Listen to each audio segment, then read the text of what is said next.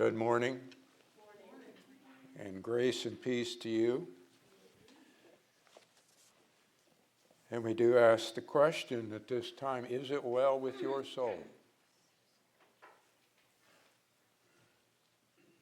Is it well? Are you in Christ and are you free in Christ? Are you doubting God? Are you struggling? If we can help, let us know. We are here, as the old term is, 24/7. And it does happen. So don't hesitate. When God is calling you, touching you, don't hesitate to call and answer his call.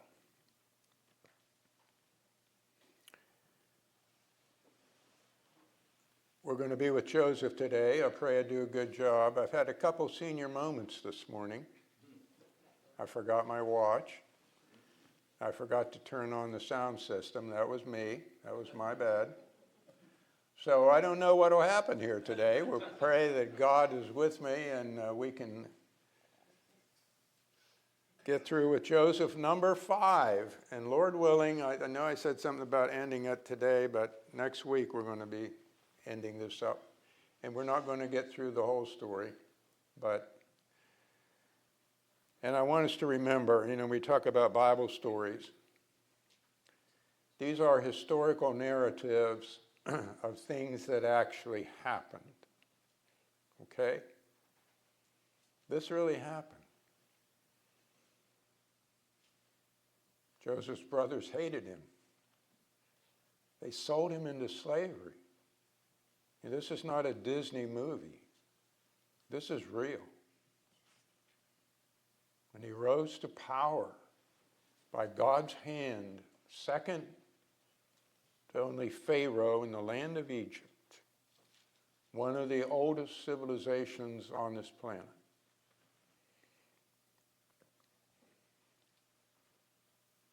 As we saw last time, he went from the pit to the palace after 13 years. And at the age of 30, he was put in charge of Egypt to prepare Egypt in particular, but the rest of the world for coming 7 years of a horrible famine. And Joseph went to work. Let's start in Genesis 41 there in 56. When the famine was spread over all the face of the earth, then Joseph opened all the storehouses and sold to the Egyptians, and the famine was severe in the land of Egypt. The people of all the earth came to Egypt to buy grain from Joseph because the famine was severe in all the earth, just as God had said it would be through the dreams and through Joseph's interpretation. Now Jacob saw that there was grain in Egypt, and Jacob said to his sons, "Why are you staring at one another?" He said, "Behold, I have heard there is grain in Egypt. Go down there and buy some for us from that place so that we may live and not die." Jacob understood this was a life and death time, that if they didn't get grain to make bread, the staff of life, they were all going to die. They and the sons, they had children, Jacob's grandsons, and they were a family. Then 10 brothers of Joseph went down to buy grain from Egypt. But Jacob did not send Joseph's brother Benjamin with his brothers, for he said, "I'm afraid that harm may befall him." So the sons of Israel came to buy grain among those who were coming, for the famine was in the land of Canaan also. Benjamin, of course, is the baby. However, he had to be in his 20s, but he was the son of Rachel, as Joseph was, and Rachel died giving birth to Benjamin. So he was very close to his father Jacob, and he didn't want to lose him like he thought he had lost Joseph. But we see God is at work through the famine. Again, we've said, this is God's plan. He's been working through Joseph, working through the famine. He's got a plan that later on we see played out in the book of Exodus. We saw the prophecy to Abraham that his descendants would be 400 years oppressed and in slavery in a foreign place. Verse 6. Now Joseph was the ruler over the land. He was the one who sold to all the people of the land, and Joseph's brothers came and bowed down to him with their faces to the ground. The real translation there is noses to the ground. They were flat on their face. When Joseph saw his brothers, he recognized them, but he disguised himself to them and spoke to them harshly. And he said to them, "Where have you come from?" And they said, "From the land of Canaan to buy food." But Joseph had recognized his brothers, although they did not recognize him. Joseph remembered the dreams which he had about them and said to them, "You are spies.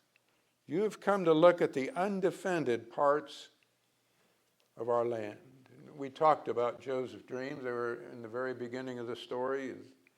The sheaves, he had a sheaf, and the other sheaves of his brothers bowed down to him, and the sun, moon, and stars bowing down, and those two dreams. He remembered those dreams. So again, he's been interpreting dreams, and now he sees that God has made that dream from a long time ago come true. So again, it's another indication to him that God is with him, that God has not abandoned him down there in the land of Egypt. It says he spoke to them harshly. He accuses them of being spies. Of course, he knows who they are.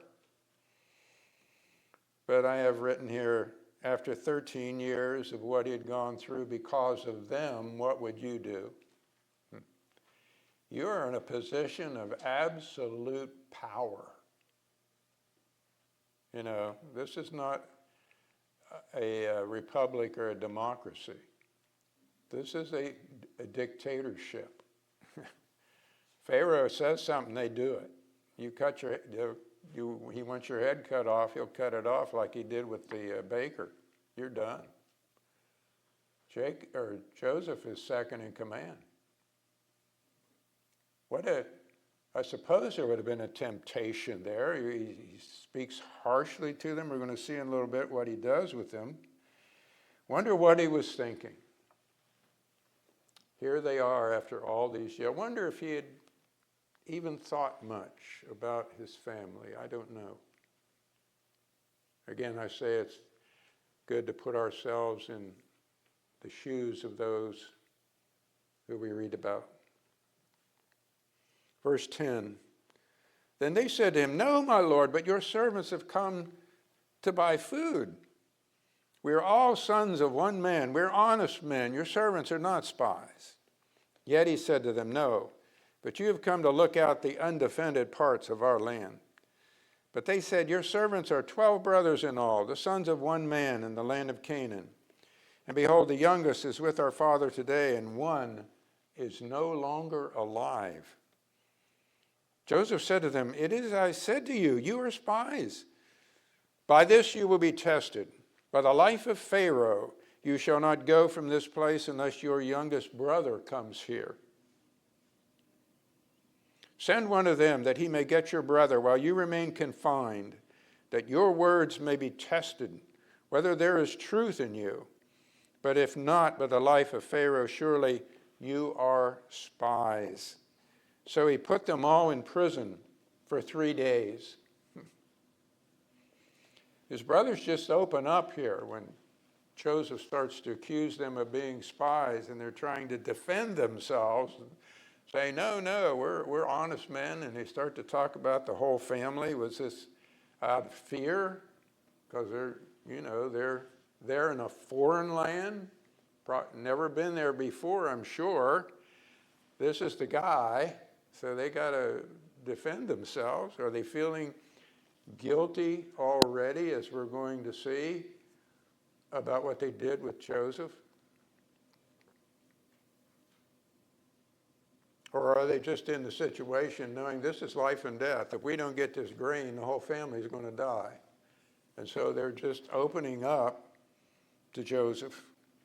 Of course, he knows everything they've told him. But note well, they have come to believe their own lie, that Joseph is dead. Isn't that interesting? You know, they perpetrated the ruse on Jacob with the blood on Joseph's coat, but they knew they had just sold him into slavery. They're making an assumption here, or it's one of those situations where we heard so many times, you tell a lie enough that people will believe it. Maybe in this case, they started to believe it too, since Joseph never came back. He's just gone, been gone for 13 years, and they just assume, oh, he's probably dead. And so they say, yeah, one is no longer with us. Joseph here, he puts him in prison for 3 days. Is he, angry? Wanting some degree of retribution? I don't know. He has the power. He treats them roughly. Does he want them to know a little bit of the pain that they caused him over all these years? I don't know. But that's what he does. He wants to make them, as we would say, sweat a little. However, he knows, and this is God's plan, that he must get them to come to Egypt in order to survive. That is the goal of all of this. I don't know if he would all of a sudden have revealed himself right then. Would they have believed him? I don't know. But he causes them to go through all of this trouble here in order to get them to bring Jacob, Benjamin, and the whole family down to Egypt. But he does remember that they are his brothers. Family is always close, whether they're, family can sometimes treat you wrong, but you do still remember that's your brother, that's your sister, that's your parents, whatever. There's always a tie there. Verse 18. Now Joseph said to them on the third day, do this and live, for I fear God. Now he's going to change his plan here. He had told him that most of you got to stay here. One of you got to go back and get Benjamin. Now he's going to change his mind. We're already seeing compassion on his part. If you are honest men, let one of your brothers be confined in your prison. But as for the rest of you, go carry grain for the famine in your households. And bring your youngest brother to me, so your words may be verified and you will not die. And they did so. All right, so they agreed to that. But then notice here what's been in their mind. They've been in the prison. They've been spoken to harshly. It's a difficult time. Then they said to one another, truly we are guilty concerning our brother, because we saw the distress of his soul when he pleaded with us. Yet we would not listen, therefore this distress has come upon us. That is when they put him in the pit and then sold him into slavery, where Joseph was obviously pleading with them not to do this. Reuben answered him, saying, did I not tell you, do not sin against the boy? And you would not listen. Now comes the reckoning for his blood. Notice again, he thinks he's dead. They did not know, however, that Joseph understood, for there was an interpreter between them. Again, Joseph is perpetrating a ruse with them because he can understand them perfectly. But he's got an interpreter there, so they think that he doesn't, you see. And he turned away from them and wept. But when he returned to them and spoke to them, he took Simeon from them and bound him before their eyes. So after all these years, after 13 years, their guilt is still heavy upon them. It just won't go away. And guilt is like that. It's very powerful. It's more than a feeling. It's like an awful truth living inside of you that just won't go away by itself. It needs to be handled, and handled quickly, and handled appropriately in any situation. It should not be ignored. If we're guilty of something, we need to confess it to God, make amends, ask forgiveness, give forgiveness, whatever is going on with it, because it will never leave you alone. Thank God that God will forgive us. That this is what he wants. He just says, come, I'll forgive you. Confess what you've done. Make amends. Change your life. Get rid of the guilt and let's move on. But so many people refuse to do that. They just want to hide it. They want to pretend nothing's wrong. And it just eats at them all their days. Joseph weeps because he understands their frustration, their anguish, as they're attributing all this to what they did to him. So he binds Simeon, and they all go back to Jacob. 25. Then Joseph gave orders to fill their bags with grain, to restore every man's money in his sack, and to give them provisions for the journey. And thus it was done for them. So they loaded their donkeys with their grain and departed from there.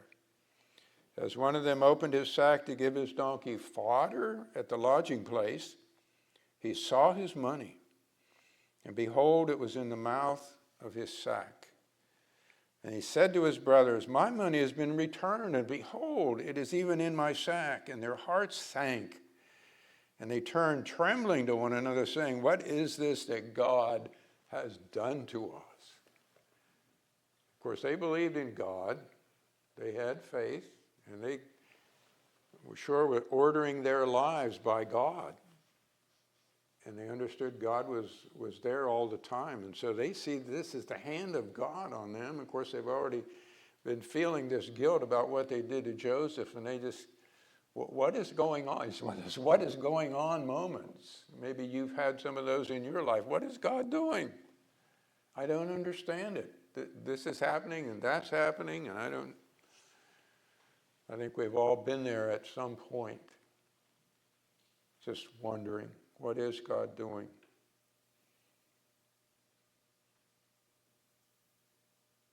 When they return, we're going to drop down to 33. When they return, of course, they rehearse everything with Jacob. They talk about, the man was harsh with us and so forth and so on. Verse 33. The man, the Lord of the land, said to us, by this I will know that you are honest men. Leave one of your brothers with me and take grain for the famine of your households and go. But bring your youngest brother to me, that I may know that you are not spies, but honest men. I will give your brother to you, and you may trade in the land. Now it came about as they were emptying their sacks that, behold, every man's bundle of money was in his sack. And when they and their father saw their bundles of money, they were dismayed. Again, what is God doing? What is this all about? And, maybe part of their dismay is the fact that this looks like they may have stolen the money some way. Of course, that means if Pharaoh would track them down, that would mean prison or slavery or even death. No, it's Pharaoh's money. That's what they used to buy grain. They're just confounded and confused. What is God doing?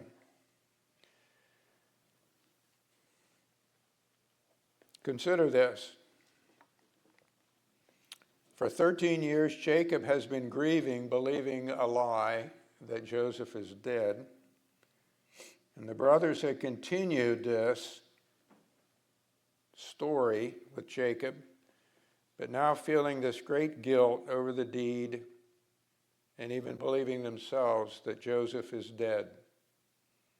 You know, all of this is just weighing on them in this situation of we need grain or we're going to die. 36. Their father Jacob said to them, you know, he's just heard that they're supposed to send Benjamin back in order to, so to speak, rescue Simeon. Their father Jacob said to them, you have bereaved me of my children. Joseph is no more, you see. Simeon is no more. He's written him off already because he's in prison in Egypt. And you would take Benjamin. All these things are against me. This old man, this grandfather, maybe a great-grandfather at this point, I'm not sure, but been through a lot. One wife is dead already. So you're just tearing me apart here. This is too much. Then Reuben spoke to his father, saying, you may put my 2 sons to death if I do not bring him back to you. Put him in my care, and I'll return him to you. He's talking about if they go back with Benjamin. But Jacob said, my son shall not go down with you, for his brother is dead, and he alone is left, meaning one of the 2 of Rachel's children. If harm should befall him on the journey you are taking, then you will bring my gray hair down to Sheol in sorrow. Jacob is thoroughly distraught here. He said, you're not taking Benjamin. It's not going to happen. Now, Reuben's idea sounds noble, but it's really not. It would only cause more grief. To kill his 2 sons? You know, if you look at Reuben, do a little study on Reuben, you'll find out that he has some good intentions, but he's kind of off base with a lot of them. Anyway, that wouldn't do any good. So we move on to 43. Time passes here. Now the famine was severe in the land, so it came about when they had finished eating the grain which they had brought from Egypt that their father said to them, go back, buy us a little food. I don't know how long that took for them to eat that grain up. But some time has passed. And he says, we still need grain. Judah spoke to him, saying, however, the man solemnly warned us, you shall not see my face unless your brother is with you. If you send our brother with us, we will go down and buy you food. Now, Judah is starting to show some wisdom here and some leadership. But if you do not send him, we will not go down, for the man said to us, you will not see my face unless your brother is with you. So the famine continues severe. It's going to be that way for 7 years, and Judah is adamant. He's saying, we're not going to waste a trip going back to Egypt. That's what he's really saying. Because if Benjamin's not with us, he said, you're not getting any more grain. So Judah's taking the lead here and telling his father what is what. Verse 6. Then Israel said, now he's going to let the boys have it. Why did you treat me so badly by telling the man whether you still had another brother? In other words, why did you reveal everything about our family? But they said, The man questioned particularly about us and our relatives, saying, "Is your father still alive? Have you another brother?" So we answered his questions. Could we possibly know that he would say, "Bring your brother down"? That might have been a clue for them of what was going on here, but they obviously thought Joseph was dead, so it never, as we would say, rang the bell why this man in Egypt would be asking them all those detailed questions about their family. But, of course, Joseph was Joseph, and he wanted to know. Is Dad still alive? What about my brother? Verse 8. Judah said to his father Israel, "Send the lad with me, and we will arise and go, that we may live and not die, we as well as you and our little ones." He's talking about getting the grain. This is a life and death now. They know that they're going to die if they don't get the food. "I myself will be surety for him. You may hold me responsible for him if I do not bring him back to you and set him before you. Then let me bear the blame before you forever. For if we had not delayed, surely by now we would have returned twice." Interesting that it was from the tribe of Judah that Christ came. Yes. So his thought here is more noble. He says, I'll be my life is on the line. Not my sons, me. And that's the way it should always be. When you're responsible, you're responsible. You take the blame. You put your life out there. You don't put someone else's life in jeopardy. Judah says, I'll take responsibility for Benjamin. Verse 11. Then their father Israel said to them, "If it must be so, then do this. Take some of the best products of the land in your bags and carry down to the man as a present a little balm and a little honey, aromatic gum and myrrh, pistachio nuts and almonds. Take double the money in your hand, and take back in your hand the money that was returned in the mouth of your sacks. Perhaps it was a mistake." So Jacob is going to do a little peace offering here, if you will, to the man down there in Egypt. To set things straight, return the money, take double the money to pay for more grain, to show their honesty, to show their integrity, to show they're not lying. In particular to protect Benjamin here, because in the next verse he says, "Take your brother also and arise, return to the man. And may God Almighty grant you compassion in the sight of the man, so he will release to you your other brother and Benjamin. And as for me, if I am bereaved of my children, I am bereaved." He didn't have many choices, did he? Evidently there wasn't grain or food anywhere else except Egypt. And of course we see God's hand in that. And if we haven't been looking at this too much from the standpoint that Joseph is a type of Christ who was put in place to save his family. But this is a good point just to mention that. That's a whole kind of different view of the story. That salvation was only to be found in Egypt with Joseph. There was food nowhere else. And so, if it comes to saving a man's soul or a woman's soul, salvation is only found in Jesus Christ. Nowhere else. No other God, no other religion, no other way of life, only in and through Jesus Christ, as we Eric read for us this morning, his death, burial, and resurrection. Only in him is there salvation, no other place. All the rest of the world is famine, is nothing.